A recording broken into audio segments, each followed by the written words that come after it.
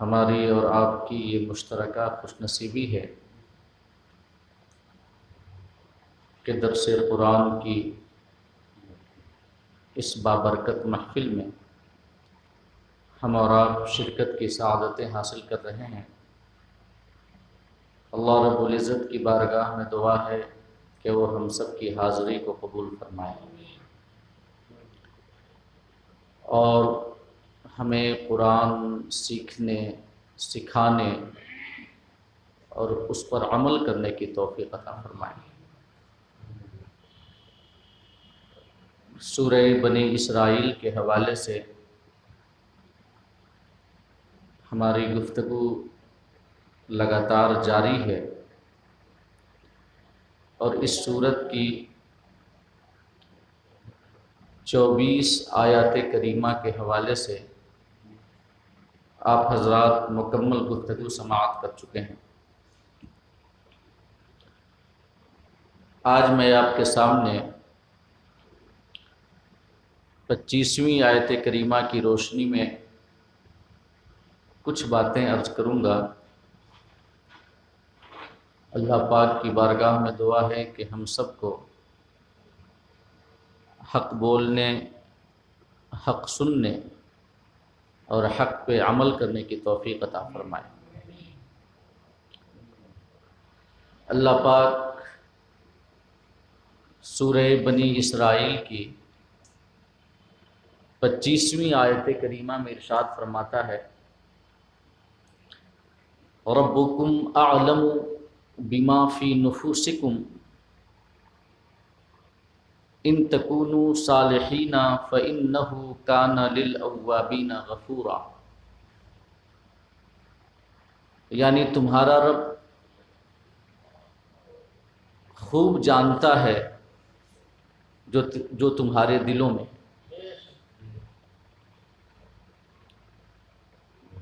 تمہارے دلوں میں اخلاص ہے یا اخلاص نہیں ہے، تمہارے عمل سے مقصود اللہ رب العزت کا تقرب ہے یا کوئی دنیاوی منفعت کا حصول ہے، اللہ پاک اسے خوب جانتا ہے۔ اللہ فرماتا ہے کہ ربکم اعلم بما فی نفوسکم، تمہارا رب خوب جانتا ہے جو تمہارے دلوں میں ہے۔ اس کے بعد فرماتا ہے ان تکونوا صالحین، اگر تم صالح ہوئے اور نیک ہوئے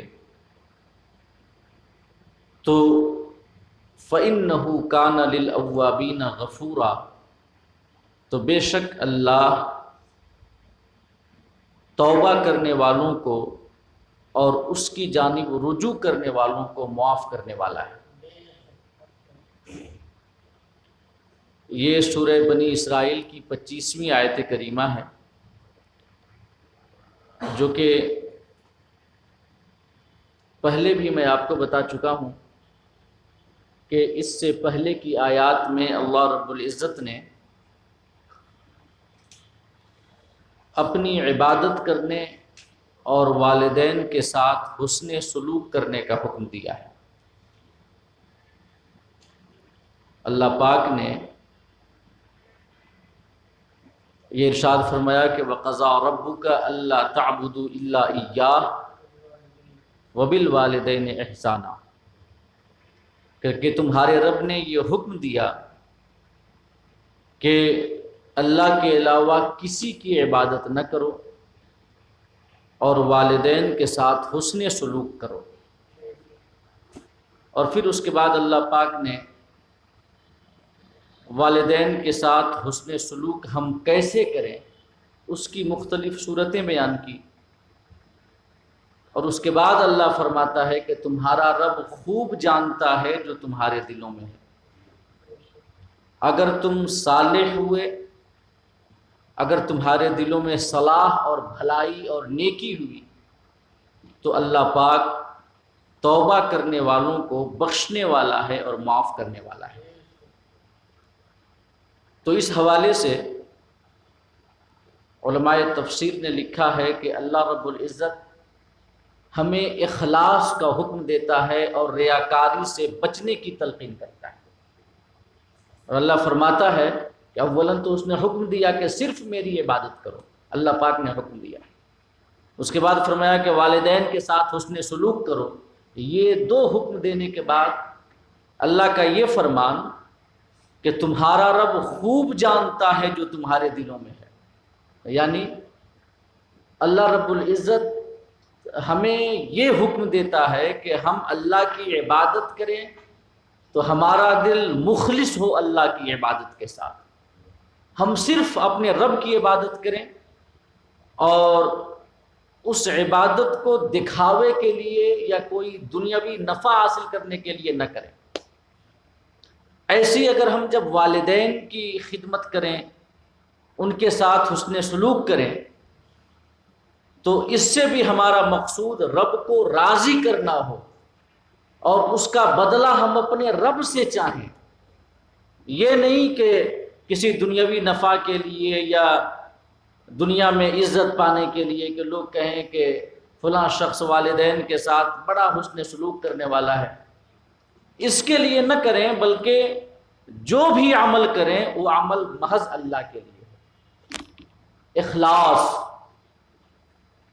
اللہ رب العزت نے اس میں ہمیں یہ حکم دیا ہے کہ ریاکاری سے بچ کے رہیں، دکھاوے سے بچ کے رہیں. اور یہ اللہ پاک کا قرآن مجید میں کئی جگہوں پہ حکم ہے. اللہ پاک نے بالتصریح کتنی جگہوں پہ ہمیں اخلاص کو اپنانے اور ریاکاری سے بچنے کا حکم دیا ہے. ایک جگہ اللہ پاک ارشاد فرماتا ہے کہ وما امروا الا لیعبدوا اللہ مخلصین لہ الدین. اللہ فرماتا ہے کہ ان لوگوں کو یہ حکم دیا گیا کہ اللہ کی عبادت کریں اور اپنی عبادت کو اور اپنے تمام اعمال کو اللہ کے لیے خالص کر لیں. یعنی کہ ان کا کوئی بھی عمل ہو، ان کی کوئی بھی عبادت ہو، دکھاوے کے لیے نہ ہو، ریاکاری کے لیے نہ ہو، بلکہ اس کے اندر خلوص پایا جائے، اخلاص پایا جائے. اللہ فرماتا ہے وما امروا الا لیعبدوا اللہ. انہیں یہ حکم دیا گیا کہ وہ صرف اللہ کی عبادت کریں. اور ان کی عبادت کیسی ہو؟ اللہ فرماتا ہے مخلصین لہ الدین، کہ وہ اپنی عبادت کو، اپنی بندگی کو، اپنے تمام اعمال کو خالص کر لیں اللہ رب العزت کے لیے. اور پھر اللہ پاک ایک دوسری جگہ ارشاد فرماتا ہے الا للہ الدین الخالص. لوگوں سن لو، خالص بندگی صرف اللہ کا حق ہے. یہ اللہ کا حق ہے کہ اس کی بندگی کی جائے تو خالص ہو، ہر قسم کے دنیاوی نفع سے، ریاکاری سے پاک ہو اور خالص بندگی، یہ اللہ کا حق ہے. الا للہ الدین الخالص. خالص دین یعنی بندگی، اعمال صالحہ جو ہم کرتے ہیں، اللہ فرماتا ہے خالص بندگی اللہ کے لیے. اور اللہ پاک سورہ نساء میں فرماتا ہے، یہ پہلے تو اللہ رب العزت نے سورہ نساء میں منافقین کا تذکرہ کیا. جو منافق ہوں، جو اپنا ایمان ظاہر کریں اور اپنے دل میں کفر چھپائے ہوئے ہوں، تو اللہ پاک فرماتا ہے ایسے لوگوں کے بارے میں کہ ان المنافقین فی الدرک الاسفل من النار. اللہ فرماتا ہے کہ جو منافق ہوں گے وہ جہنم کے سب سے نچلے طبقے میں ہوں گے. جو سب سے نچلا گڈھا ہے جہنم کا، وہ ان کا مقام ہوگا، منافقوں کا. اور اس کے بعد اللہ فرماتا ہے وَلَن تَجِدَ لَهُمْ نَصِيرًا. اور کل قیامت کے روز اے سننے والے، تو منافقوں کا کوئی مددگار نہیں پائے گا، ان کی کوئی مدد کرنے والا نہیں ہوگا. اور پھر اس کے بعد اللہ رب العزت ارشاد فرماتا ہے الا الذین تابوا واصلحوا واعتصموا باللہ واخلصوا دینہم للہ فاولئک مع المؤمنین وَسَوْفَ يُؤْتِ الْمُؤْمِنِينَ أَجْرًا عَظِيمًا، کہ منافقین سب سے جہنم کے نچلے طبقے میں ہوں گے. اس کے بعد اللہ فرماتا ہے کہ ہاں جو توبہ کر لیں، نفاق سے توبہ کر لیں، اور پھر اس کے بعد اپنی اصلاح کر لیں، سنور جائیں، سدھر جائیں، اپنی سیرت و کردار کو پاکیزہ بنا لیں، اللہ فرماتا ہے.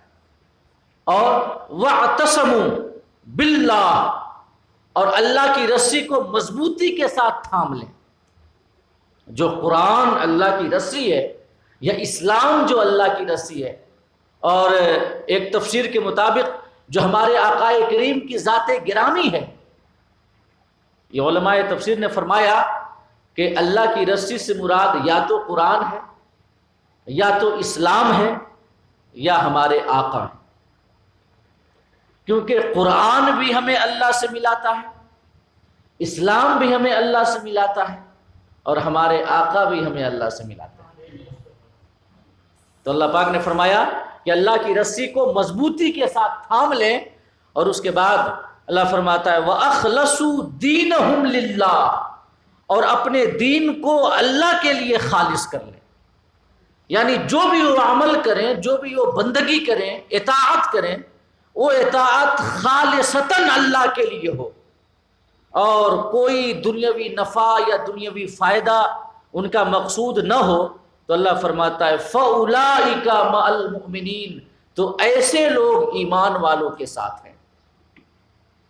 جو منافق ہیں وہ تو جہنم کے نچلے طبقے میں، لیکن جو توبہ کر لیں اور توبہ کرنے کے بعد اپنی اصلاح کر لیں، اللہ کی رسی کو مضبوطی کے ساتھ تھام لیں اور اخلاص والے بن جائیں، ریاکاری ختم ہو جائے، دکھاوا ختم ہو جائے، تو اللہ فرماتا ہے فَأُولَٰئِكَ مَعَ الْمُؤْمِنِينَ، ایسے لوگ ایمان والوں کے ساتھ ہیں، ایمان والوں کی جماعت میں داخل ہیں.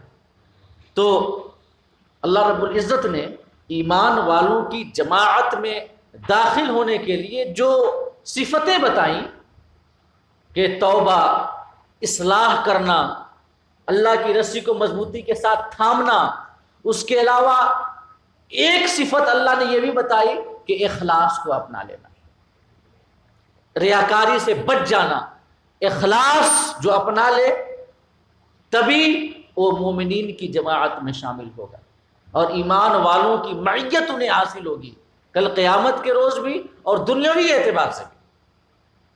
اور اس کے بعد اللہ پاک فرماتا ہے وَسَوْفَ يُؤْتِ اللَّهُ الْمُؤْمِنِينَ أَجْرًا عَظِيمًا، اور اللہ رب العزت ان قریب ایمان والوں کو بہت بڑا اجر عطا فرمائے گا.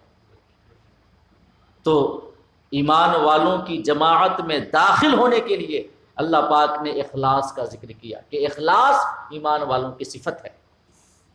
اور سورہ کہف میں اللہ پاک ارشاد فرماتا ہے کہ فمن کان یرجو لقاء ربہ فلیعمل عملا صالحا ولا یشرک بعبادت ربہ احدا.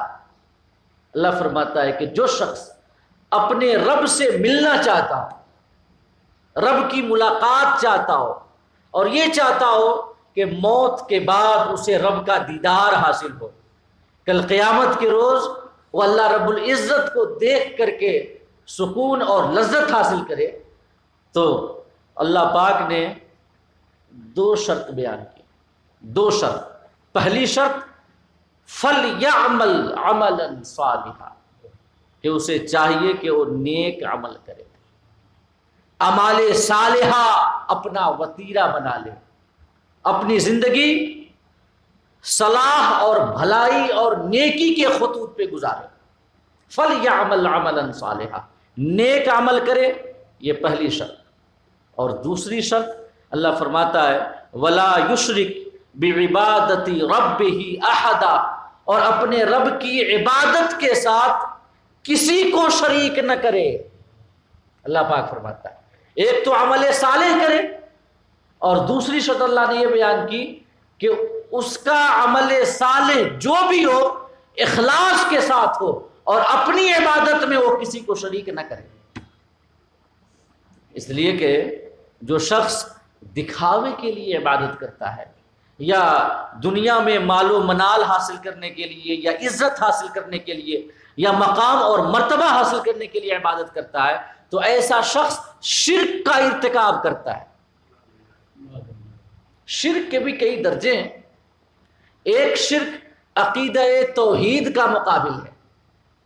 توحید کا جو مقابل شرک ہے وہ تو کفر ہے اور پھر اللہ پاک اسے کبھی معاف نہیں فرمائے گا، جو سب سے بڑا ظلم ہے۔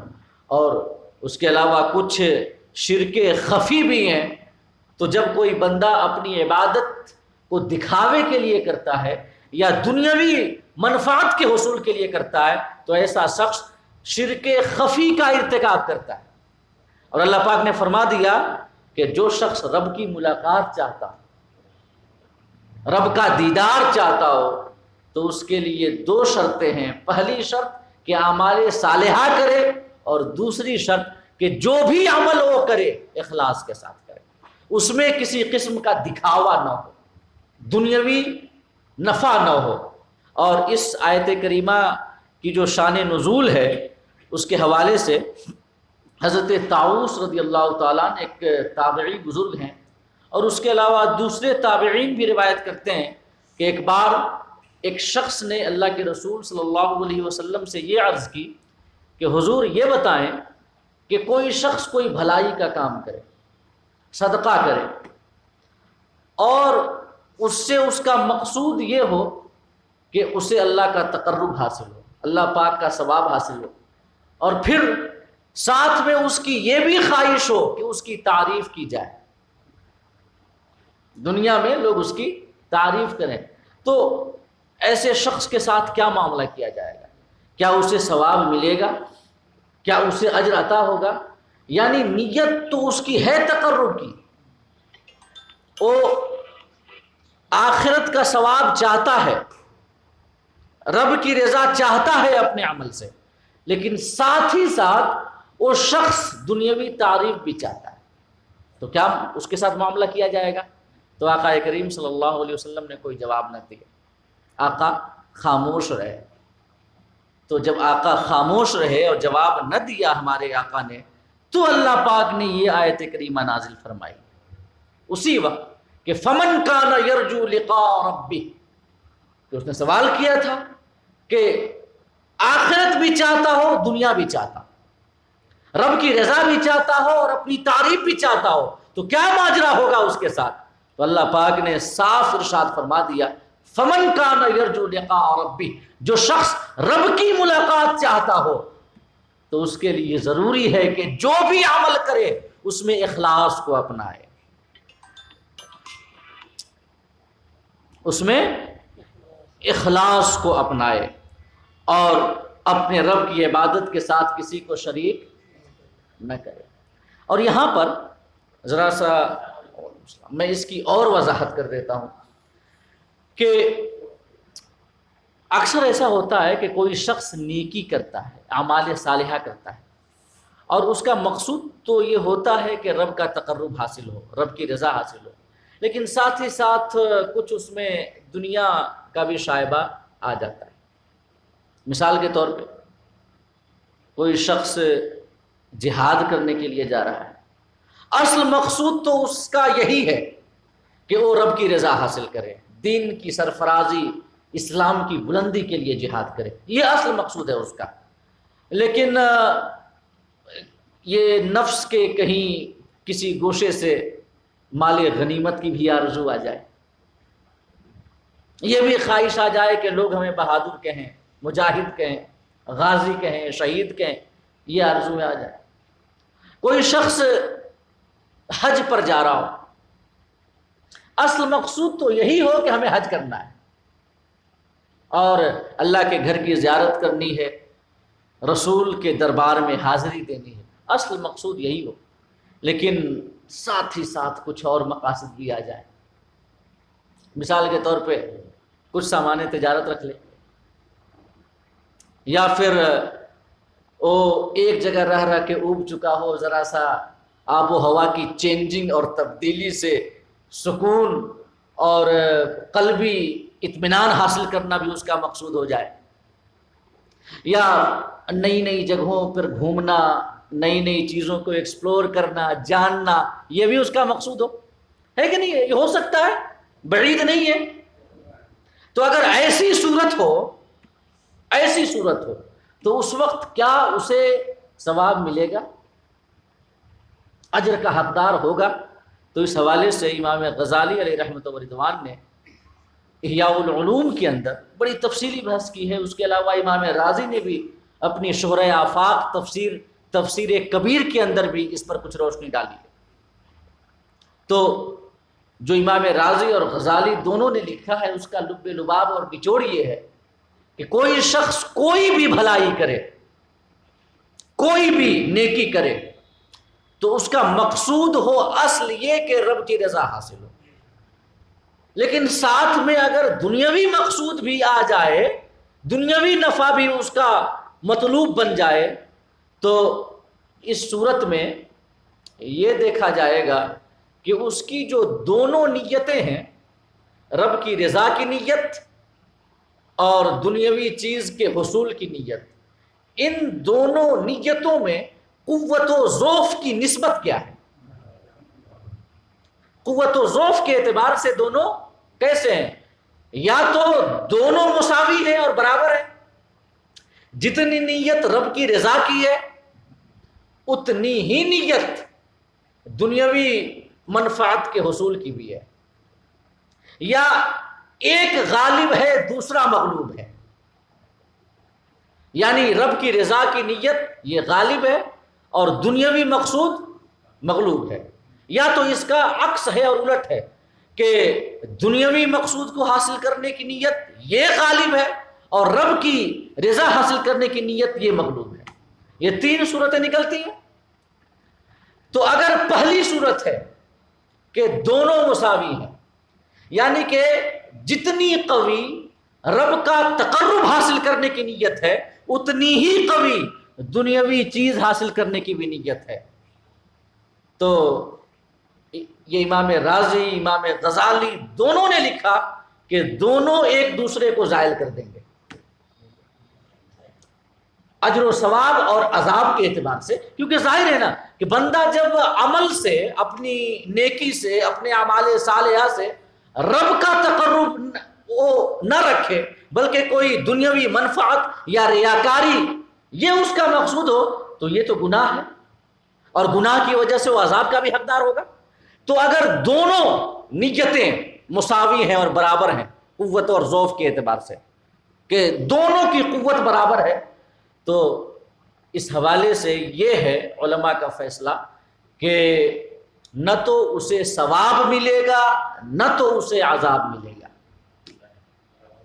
دونوں برابر ہو گئے نا۔ رب کے تقرب کا جو مقصود ہے اور دنیاوی منفعت کا حصول جو مقصود ہے، یہ دونوں مقصود برابر ہو گئے، لہذا نہ تو اجر نہ تو گناہ۔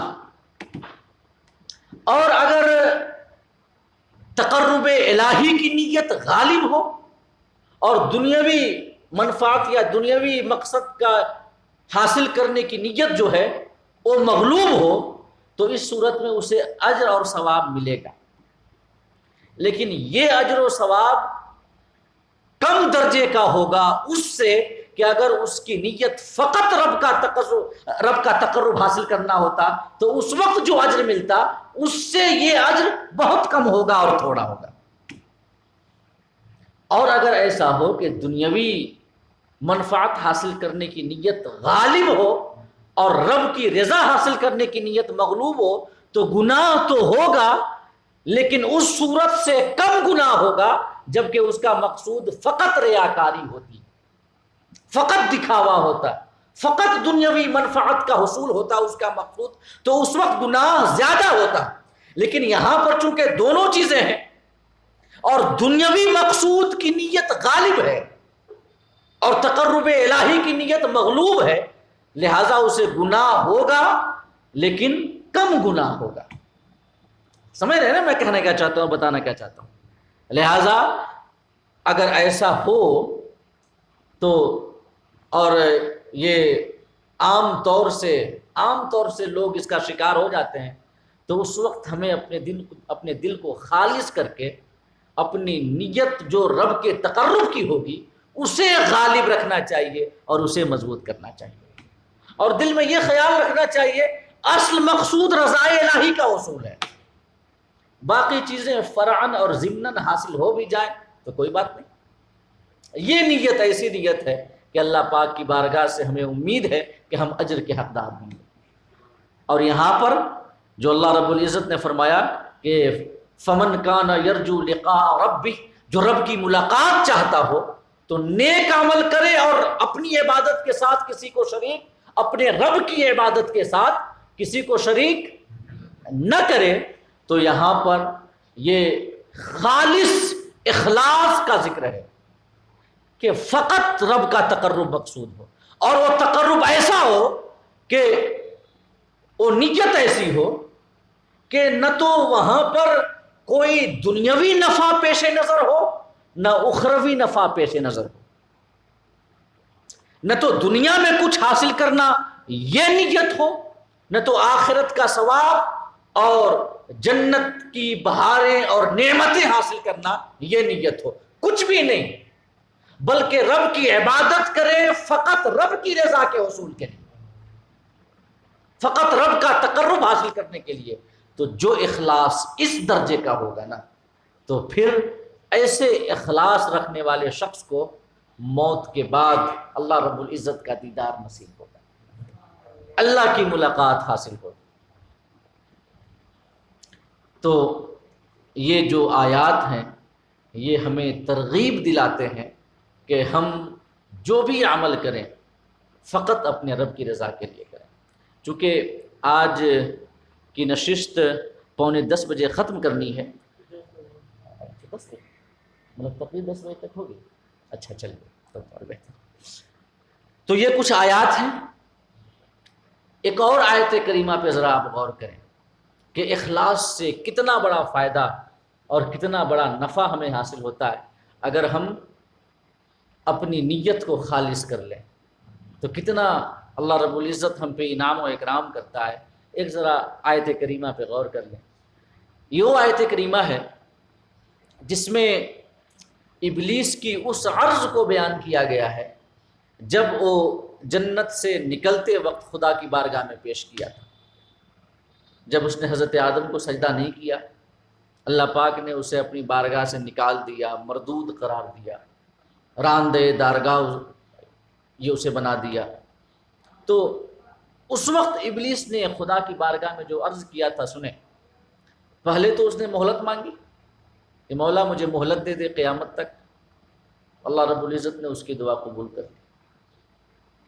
کتنا بڑا وہ اللہ رب العزت کا نافرمان، اور پھر اس کے بعد نافرمانی کرنے کے بعد جھکنے والا نہیں کہ جھک گیا، شرمندگی کا احساس کیا، نہیں، بلکہ اس نے بحث کی خدا رب العزت اللہ رب العزت کی بارگاہ میں، حجت اور دلیل پیش کی اپنے عمل کے جواز میں کہ مولا تو نے آدم کو مٹی سے پیدا کیا، مجھے آگ سے پیدا کیا، آگ افضل ہے، مٹی مفضول ہے، تو میں تو بڑا ہوا، میں کیوں سجدہ کروں؟ اس نے دلیلی کی اللہ کی بارگاہ میں، لیکن اس کے باوجود اپنے رب کی رحمت پہ قربان جائیں، جب اس نے مہلت مانگی تو اللہ رب العزت نے اسے مہلت عطا کر دی۔ اس نے عرض کیا مولا انظرنی الی یوم الدین، قیامت تک کی مہلت عطا فرما۔ اللہ پاک نے فرمایا انک من المنظرین، جا تمہیں مہلت دی جاتی ہے۔ اس کے بعد وہ عرض کرتا ہے کہ ربی بما اغویتنی لأزینن لہم فی الارض ولأغوینہم اجمعین۔ وہ عرض کرتا ہے مولا یہ مجھے قسم ہے اس کی جو تو نے مجھے گمراہ کیا ہے۔ دیکھیں، گمراہ کرنے کی نسبت معاذ اللہ خدا کی جانب کر رہا ہے کہ تو نے مجھے کیا ہے۔ یہ ابلیسی صفت ہے کہ گناہ کر کے اور یہ کہنا کہ قسمت میں لکھا تھا کر لیا، یہ شیطانی صفت ہے۔ بلکہ اگر گناہ ہو جائے تو اپنے آپ کو یہ کمتر اور حقیر سمجھتے ہوئے خدا کی بارگاہ میں جھک کر توبہ کرنی چاہیے اور معافی مانگنی چاہیے، اور اس گناہ کی نسبت اپنی جانب کرنی چاہیے۔ اور شیطان نے کیا کیا؟ بما اغویتنی، مولا مجھے قسم ہے اس کی جیسے تو نے مجھے گمراہ کیا، لَأُزَيِّنَنَّ لَهُمْ فِي الْأَرْضِ، میں تمہارے بندوں کے سامنے گناہوں کو سجا سنوار کر پیش کروں گا، لذت آگی بنا کر، بڑا لذیذ بنا کر پیش کروں گا گناہوں کو، وَلَأُغْوِيَنَّهُمْ أَجْمَعِينَ، اور میں سب کو گمراہ کر دوں گا۔ لیکن شیطان نے بھی خدا کی بارگاہ میں یہ عاجزی دکھائی کہ مولا میں گمراہ تو کر لوں گا، الا عبادک منہم المخلصین، سوائے تیرے ان بندوں کو، سوائے تیرے ان بندوں کے جنہیں تو نے اخلاص کی دولت سے نوازا ہوگا، جو خلوص والے ہوں گے اور جنہیں تو نے مخلص بنایا ہوگا، اور تو نے جنہیں اخلاص کی نعمت سے نوازا ہوگا، میں ان کو گمراہ نہیں کر پاؤں گا۔ الا عبادک منہم المخلصین، اللہ پاک نے فرمایا مخلصین، مخلصین نہیں فرمایا، لام کے نیچے زیر نہیں بلکہ مخلصین، لام پر زبر ہے کہ سوائے تیرے مخلص بندوں کے۔ مخلص، اور یہ مخلص کون ہوتے ہیں ذرا سنیں۔ حضرت ابو بکر دقاق رحمہ اللہ تعالی ارشاد فرماتے ہیں کہ اللہ رب العزت جب کسی کو حقیقی اخلاص کی دولت سے نوازنا چاہتا ہے، حقیقتاً کسی کے دل میں خلوص ودیعت کرنا چاہتا ہے، تو اللہ پاک اس بندے کو اپنے اخلاص کو دیکھنے سے اندھا کر دیتا ہے، کہ وہ بندہ اپنے اخلاص کو بھی نہیں دیکھ پاتا، یعنی کہ وہ بندہ عمل کر رہا ہے، عبادت کر رہا ہے خدا کی، اور محض اللہ کے لیے کر رہا ہے، اخلاص ہے اس کے اندر، لیکن اس بندے کو اپنے اخلاص پہ کوئی عجب نہیں ہے، تکبر نہیں ہے، گھمنڈ نہیں ہے، وہ اپنے اخلاص پہ غرور نہیں کر رہا ہے، بلکہ وہ اپنے اخلاص کو بھی خالص بنائے ہوئے ہے۔ سمجھ رہے ہیں کہ اخلاص میں بھی اخلاص ہو جائے۔ ایک بزرگ کا قول ہے کہ جسے اپنے اعمال میں اخلاص نظر آ جائے تو اس کے اخلاص کو اخلاص کی ضرورت ہے۔ جو اپنے اعمال میں اخلاص کو دیکھ لے تو ابھی اس کے اخلاص کو اخلاص نہیں حاصل ہوا، اس کے اخلاص کو اخلاص کی حاجت ہے۔ تو حضرت شیخ ابو بکر دقاق فرماتے ہیں کہ اللہ رب العزت جب کسی کو حقیقی اخلاص کی دولت عطا کرنا چاہتا ہے تو اللہ پاک اسے اپنے اخلاص کو دیکھنے سے بھی اندھا کر دیتا ہے، کہ وہ اپنا اخلاص بھی نہیں دیکھ پاتا، اور پھر جب بندے کے اخلاص میں اتنا کمال آ جائے کہ اخلاص بھی مخلص ہو جائے تو پھر وہ بندہ مخلص ہو جاتا ہے۔ وہ بندہ مخلص نہیں رہتا، اب وہ مخلص ہو جاتا ہے کہ اس کا اخلاص فقط اللہ کے لیے ہوتا ہے، اس کی اپنی ذات کی بھی پہنچ اس اخلاص تک نہیں ہوتی۔ اور جب کسی کو اس درجے کا اخلاص حاصل ہو جائے نا تو پھر اسے وہ اخلاص مل جاتا ہے جس کے حوالے سے حدیث قدسی میں آیا کہ حضرت حذیفہ ابن یمان رضی اللہ تعالی عنہ روایت کرتے ہیں کہ ایک بار میں نے آقا کریم صلی اللہ علیہ وسلم کی بارگاہ میں عرض کیا، یا رسول اللہ بتائیں اخلاص کیا ہے؟ تو اللہ کے رسول نے فرمایا کہ میں نے جبرائیل سے پوچھا کہ جبرائیل بتاؤ اخلاص کیا ہے؟ تو حضرت جبرائیل نے عرض کیا، یا رسول اللہ میں نے اللہ سے پوچھا کہ رب العالمین اخلاص کیا ہے؟ تو اللہ پاک نے جواب دیا، اخلاص میرا ایک ایسا راز ہے جسے میں اپنے محبوب بندوں کے قلب میں ودیعت کرتا ہوں، اپنے محبوبوں کے دل میں ڈالتا ہوں، میرا ایک ایسا راز ہے۔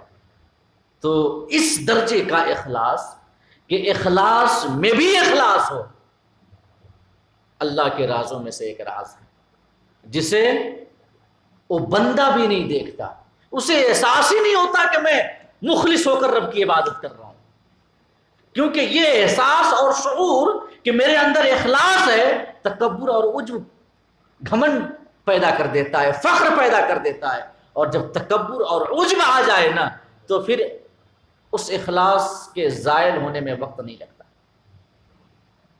اور یہ اخلاص جو اللہ کے رازوں میں سے ایک راز ہے، اس پر ملائکہ بھی نہیں مطلع ہو پاتے، ملائکہ کو بھی نہیں پتا، جو کرامن کاتبین ہمارے کاندھوں پہ ہیں انہیں بھی نہیں پتا۔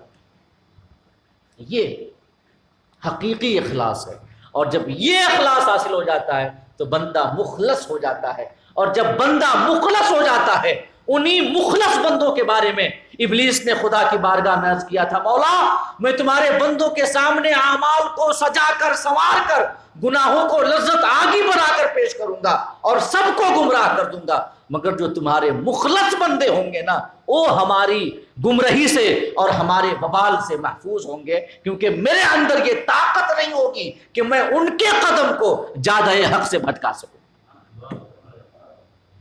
اس حوالے سے ایک عابد کا واقعہ سن لیں۔ بنی اسرائیل میں ایک شخص تھا، بڑا عبادت گزار، برسوں اس نے رب کی عبادت کی، برسوں۔ اور آپ جانتے ہی ہیں کہ بنی اسرائیل میں عابد کا لقب ملتا ہی اسی کو تھا جو لگاتار 1000 مہینے تک رب کی عبادت میں اپنی عمر گزارے، لگاتار 1000 مہینہ رب کی عبادت کرتا رہے، تب اسے عابد کا لقب ملتا تھا۔ ایک عابد تھا، تو کچھ لوگوں نے آ کر اسے خبر دی کہ فلاں قوم کے لوگ ایک درخت کی عبادت کر رہے ہیں، ایک درخت کی پوجا کر رہے ہیں۔ تو اس عابد کو بڑا غصہ آیا، اس نے کلہاڑی لی اور اپنے گھر سے نکل پڑا اس نیت اور ارادے کے ساتھ کہ میں اس درخت کو کاٹ ڈالوں گا۔ تو جب وہ جا رہا تھا تو راستے میں ابلیس اسے ملا ایک شیخ کی صورت میں، ایک شیخ کی صورت میں، کیونکہ ابلیس اکثر شیخ کی صورت اپناتا ہے ہمیں اس کے پاس بھی۔ اور جب ہمارے آقا صلی اللہ علیہ وسلم کے بارے میں کفار مکہ، کفار قریش مشورہ کر رہے تھے، اس وقت بھی شیخ نجدی ہی کی شکل میں آیا تھا اس مجلس اور میٹنگ میں، ہے نا۔ تو شیخ کی صورت میں آیا اس عابد کے پاس اور کہنے لگا، بڑے غصے میں دکھ رہے ہیں، کہاں جا رہے ہیں؟ ہاتھوں میں کلہاڑی ہے، چہرہ پرجلال اور غضبناک ہے، کہاں جا رہے ہیں؟ تو عابد نے جواب دیا، مجھے خبر ملی ہے کہ کچھ لوگ ایک درخت کی عبادت کر رہے ہیں، آج میں اس درخت کو کاٹ ڈالوں گا، نہ رہے بانس نہ بجے بانسری۔ تو اس ابلیس نے کہا، جو کہ شیخ کی صورت میں تھا، کہا کہ آپ کو اس سے کیا لینا دینا، آپ اللہ اللہ کیجیے، اپنی کٹیا اپنی خانقاہ میں رہیے، آپ اپنی عبادت سے سروکار رکھیے، یہ سب کیا کر رہے ہیں، آپ کو اس سے کیا لینا دینا ہے، اپنا معاملہ دیکھیں، آپ فقط اپنی عبادتوں کو دیکھیں۔ تو عابد نے کہا کہ نہیں، میں نے مکمل ارادہ کیا ہوا ہے، میں اس درخت کو آج کاٹ کر ہی دم لوں گا۔ تو ابلیس راستے میں آ کے کھڑا ہو گیا کہ نہیں، میں آپ کو ایسا نہیں کرنے دوں گا، میرے ہوتے آپ ایسا نہیں کر سکتے۔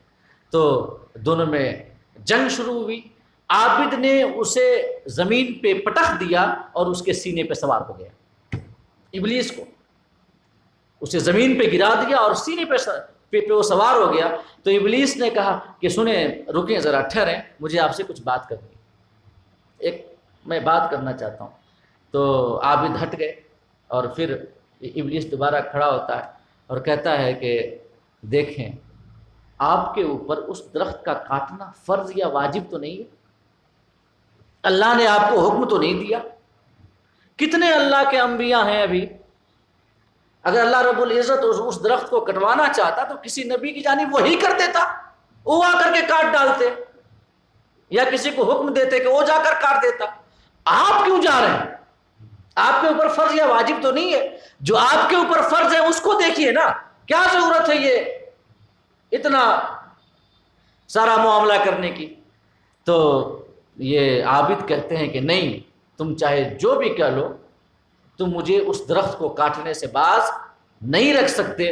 وہ درخت کہ جس کی عبادت کر رہے ہیں لوگ اور جس کی وجہ سے لوگ شرک میں مبتلا ہیں، شرک میں مبتلا ہے، میں اسے کاٹ کے ہی رہوں گا۔ وہ ابلیس دوبارہ سامنے آ کے راستے پہ کھڑا ہو گیا اور کہتا ہے نہیں، میں نہیں جانے دوں گا۔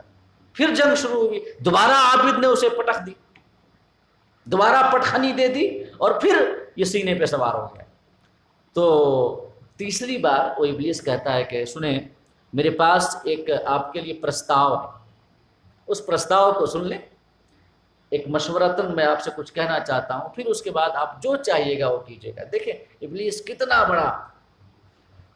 کتنا بڑا وہ چالاک شخص ہے، وہ کہتا ہے کہ ایک میرا پرستاو آپ مان لیں، تو کہتا ہے ہاں بولو۔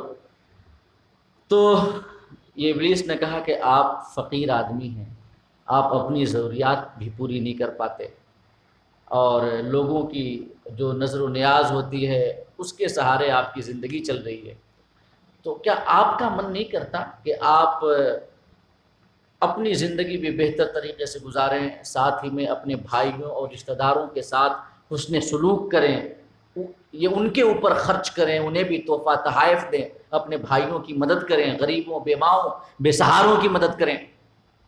سمجھ لیں؟ آپ کا یہ جی یہ نہیں چاہتا، آپ کا دل یہ نہیں کرتا؟ اگر آپ راضی ہوں اور اس درخت کو کاٹنے سے باز آ جائیں تو میں روزانہ رات میں 2 دینار آپ کے سرہانے رکھ دوں گا۔ صبح اٹھ کر کے آپ کو جو 2 دینار ہوں گے لے لیجئے گا، اپنے اوپر خرچ کیجئے گا، غریبوں، بیواؤں، بے سہاروں پہ خرچ کیجئے گا، اور یہ اس پیسے سے صلہ رحمی کیجئے گا، بھائیوں کا حق ادا کیجئے گا، رشتہ داروں کے ساتھ حسن سلوک کیجئے گا، وغیرہ وغیرہ وغیرہ۔ تو عابد نے غور کیا تو اسے یہ سودا اچھا لگا کہ ہاں یہ تو بہتر ہے۔ اور ساتھ میں ابلیس نے یہ بھی کہا کہ اگر لوگ درخت کی پوجا ہی کرنا چاہیں تو اگر آپ اسے کاٹ بھی دیں تو کسی دوسری درخت پہ وہ جا کر کے رب کے یہ اس پیڑ کی پوجا کرنے لگ جائیں گے، تو آپ کو کاٹنے سے کیا فائدہ ہے؟ یہ دیکھیں اس میں زیادہ اعمال صالحہ ہیں، صلہ رحمی بھی ہے، غریبوں کی مدد بھی ہے، بیواؤں کا سہارا بننا بھی ہے، یتیموں پر دست شفقت بھی رکھنا ہے، کئی سارے اس کے اندر فائدے ہیں۔ تو یہ مان گیا کہ ہاں تم ٹھیک کہتے ہو، میں اس درخت کو نہیں کاٹوں گا، یہ لیکن تم روزانہ 2 دینار میرے سرہانے رکھ دینا۔ عابد صاحب گئے اور جا کر کے اپنی خانقاہ میں آرام سے رات میں سوئے، صبح اٹھے تو دیکھے کہ 2 دینار موجود تھے، بڑے خوش کہ 2 دینار مل گئے۔ یہ اسے دن بھر خرچ کیا، پھر دوسرے دن سوئے تو پھر دوسری صبح کو انہیں 2 دینار مل گئے، لیکن تیسری صبح جب وہ بیدار ہوئے اور ان کی آنکھ کھلی تو دیکھا کہ دینار غائب نہیں تھے۔ ابلیس مکار دھوکے باز ہے، دھوکہ دے دیا۔ 2 دن تو دینار رکھے، اس کے بعد اس نے چھوڑ دیا۔ اب ان کو بڑا غصہ آیا، پھر سے کلاڑی اٹھائی اور چل پڑے کہ آج تو میں اس درخت کو کاٹ کے ہی رہوں گا۔ تو جب چلے تو راستے میں پھر ابلیس مل گیا۔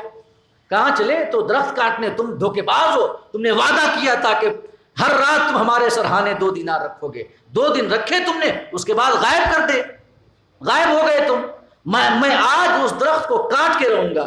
تو ابلیس آ کر یہ پھر راستے میں کھڑا ہو گیا کہ نہیں آپ نہیں کاٹ سکتے، تو پھر جنگ شروع ہوئی۔ تو اس بار ابلیس عابد صاحب کو پٹخنی دے کر کے ان کے سینے پہ سوار ہو گیا،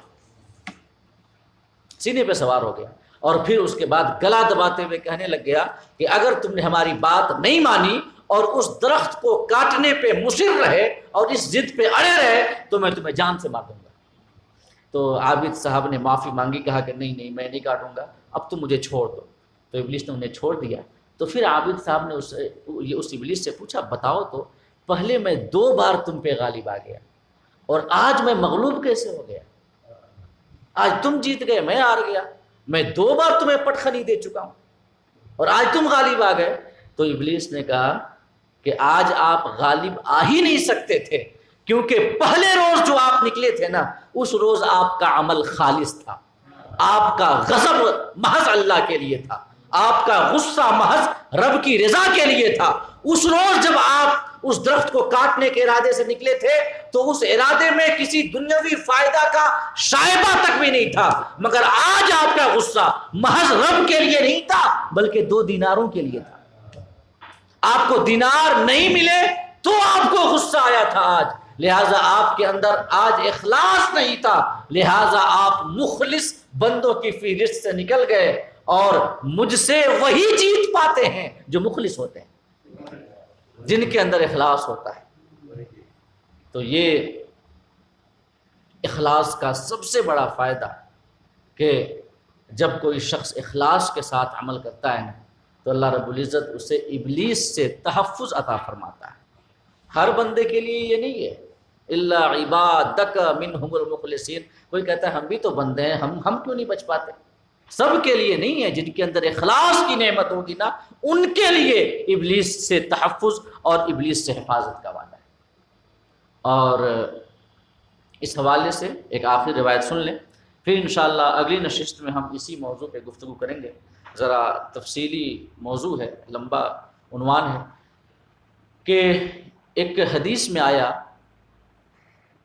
کہ ریاکاری کا وبال کیا ہے آخرت میں. سنیں کہ آقا فرماتے ہیں، حضرت ابو ہریرہ رضی اللہ تعالی عنہ روایت کرتے ہیں کہ کل قیامت کے روز ایک عالم، دوسرا سخی اور تیسرا شہید، ان تینوں کو خدا کی بارگاہ میں پیش کیا جائے گا.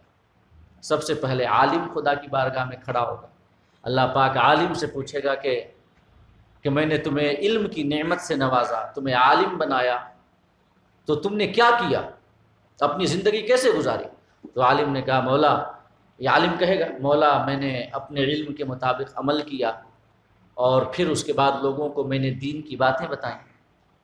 اللہ پاک فرمائے گا کہ تو جھوٹا ہے، اور فرشتے بھی کہیں گے کہ تو جھوٹا ہے، کیونکہ تو عالم بنا تھا، علم حاصل کیا تھا، اس کے بعد علم پہ عمل کر رہا تھا، تو تمہاری نیت خیر کی نہیں تھی، تمہارا مقصود تقرب الہی کا حصول نہیں تھا، بلکہ تو عالم کہلوانا چاہتا تھا، سو تمہیں کہہ لیا گیا، دنیا میں تمہیں عالم کہہ لیا گیا، اب یہاں پہ تمہارا کوئی حصہ نہیں ہے.